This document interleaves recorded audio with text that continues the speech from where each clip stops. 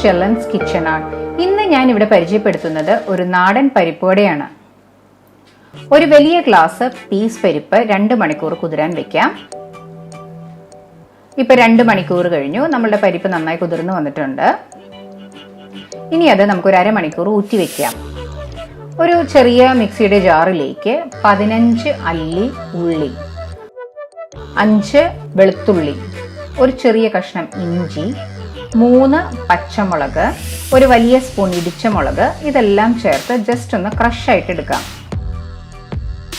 ഇനി പരിപ്പ് നമുക്ക് മിക്സിയുടെ ജാറിലേക്ക് ഇടാം. അത് ചെറുതായിട്ട് ഒന്ന് ഒതുക്കിയെടുക്കാം. അരഞ്ഞു പോകരുത്. അത് നമുക്ക് പരിപ്പ് ചെറുതായിട്ടൊന്ന് കടിക്കണം. അങ്ങനെ ബാക്കിയുള്ള പരിപ്പുകളെല്ലാം കൂടെ നമുക്കൊന്ന് അടിച്ചെടുക്കാം.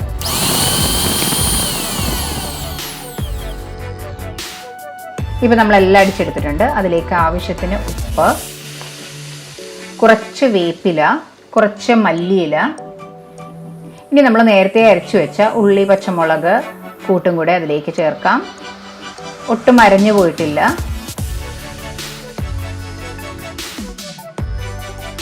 ഇനി നമുക്ക് അതിലേക്ക് ഒരു 1/2 സ്പൂൺ ഗരം മസാല ചേർക്കാം. ഗരം മസാല നമ്മളിതിൽ ചേർക്കുമ്പോൾ നമ്മുടെ പരിപ്പ് വടയ്ക്ക് ഒരു പ്രത്യേക ടേസ്റ്റ് കിട്ടും. ഇനി ഇതെല്ലാം ചേർത്ത് നന്നായിട്ട് ഒന്ന് മിക്സ് ചെയ്യാം. എരിവ് ഓരോരുത്തരുടെ ആവശ്യത്തിനനുസരിച്ച് കൂട്ടുകയും കുറയ്ക്കുകയൊക്കെ ചെയ്യാം. പച്ചമുളകും വെളുത്തുള്ളി ഇഞ്ചിയൊക്കെ നന്നായിട്ട് ഇതിലേക്ക് ഒന്ന് മിക്സ് ചെയ്ത് ചേർക്കണം. ഇനി നമുക്കത് ഒരു 15 മിനിറ്റ് മാരിനേറ്റ് ചെയ്ത് മാറ്റി വയ്ക്കാം. എണ്ണ ഇപ്പോൾ ചൂടായിട്ടുണ്ട്. മീഡിയം ഫ്ലെയിമിലിട്ട് വേണം നമുക്ക് പരിപ്പ് വട ഉണ്ടാക്കാനായിട്ട്. നമ്മൾ ഹൈ ഫ്ലെയിമിലിട്ടാൽ കരിഞ്ഞു പോകും, ഉള്ളൊന്നും വേവില്ല.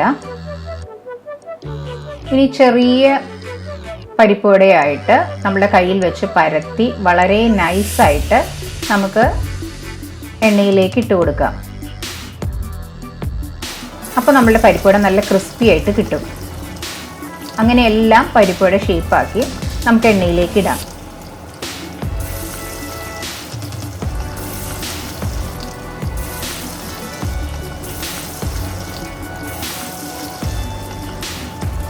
അങ്ങനെ ഒരു 6-7 എണ്ണം ഞാൻ എണ്ണയിലേക്ക് ഇട്ടിട്ടുണ്ട്. ഇപ്പോൾ ഒരു സൈഡ് മൊരിഞ്ഞു വന്നെങ്കിൽ നമുക്ക് മറിച്ചിടാം. ഇപ്പോൾ മല്ലിയിലയുടെയും ഗരം മസാലയുടെയൊക്കെ നല്ലൊരു സ്മെല്ല് കിട്ടുന്നുണ്ട്.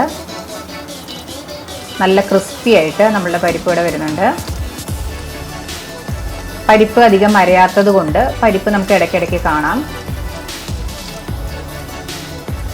ഇനി അത് നമുക്ക് മറ്റൊരു പാത്രത്തിലേക്ക് ഊറ്റിയെടുക്കാം. ഇനി അതൊരു പ്ലേറ്റിലേക്കിട്ട് ബാക്കിയുള്ള പരിപ്പുവടയും കൂടെ നമുക്ക് പൊരിച്ചെടുക്കാം. ഇപ്പോൾ നമ്മളുടെ ക്രിസ്പി പരിപ്പ് വട റെഡി ആയിട്ടുണ്ട്. എല്ലാവരും ട്രൈ ചെയ്ത് നോക്കുക. നിങ്ങൾക്ക് ഇഷ്ടപ്പെട്ടെങ്കിൽ ലൈക്ക് ചെയ്യാനും ഷെയർ ചെയ്യാനും സബ്സ്ക്രൈബ് ചെയ്യാനും സപ്പോർട്ട് ചെയ്യാനും മറക്കരുത്. തൊട്ടടുത്തുള്ള ബെൽ ഐക്കൺ പ്രസ് ചെയ്താലേ ഇനി ഞാൻ അടുത്തിടുന്ന വീഡിയോയുടെ നോട്ടിഫിക്കേഷൻ കിട്ടുകയുള്ളൂ. Thanks for watching my channel.